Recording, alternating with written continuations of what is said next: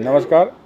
લોકસભાની સામાન્ય ચૂંટણી 2024 તથા વિધાનસભાની 5 બેઠકો માટેની પેટા ચૂંટણીઓ માટે તારીખ 12 એપ્રિલથી તારીખ 19 એપ્રિલ સુધીમાં અનુક્રમે 433 ઉમેદવારો તથા 37 ઉમેદવારો દ્વારા ઉમેદવારી પત્રો ભરવામાં આવેલ હતા.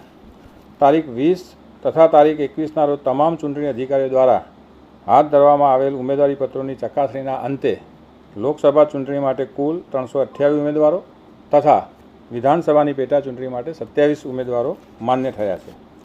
સ્ક્રુટિની બાદ આજ રોજ આખરી યાદી મુજબ લોકસભાની સામાન્ય ચૂંટણી માટે 266 ઉમેદવારો તથા વિધાનસભાની પેટા ચૂંટણી માટે 24 ઉમેદવારો વચ્ચે ચૂંટણી યોજાશે. જેમાં 7 અમદાવાદ પૂર્વ લોકસભા બેઠક પર સૌથી વધુ એટલે કે 18 ઉમેદવારો તથા 23 બારડોલી લોકસભા બેઠક પર સૌથી ઓછા એટલે કે 3 ઉમેદવારો વચ્ચે ચૂંટણી યોજાશે.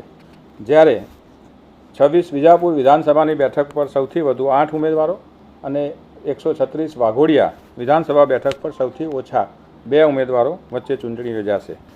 24 સુરત લોકસભા બેઠક પર કોંગ્રેસના ઉમેદવારનું ઉમેદવારીપત્ર રદ થવાથી તથા અન્ય પક્ષના અને અપેક્ષ ઉમેદવારો મળી 8 જેટલા ઉમેદવારી પત્રો પાછા ખેંચી લેવાતા આ બેઠક પરના ઉમેદવાર બિનહરીફ વિજેતા થયેલ છે.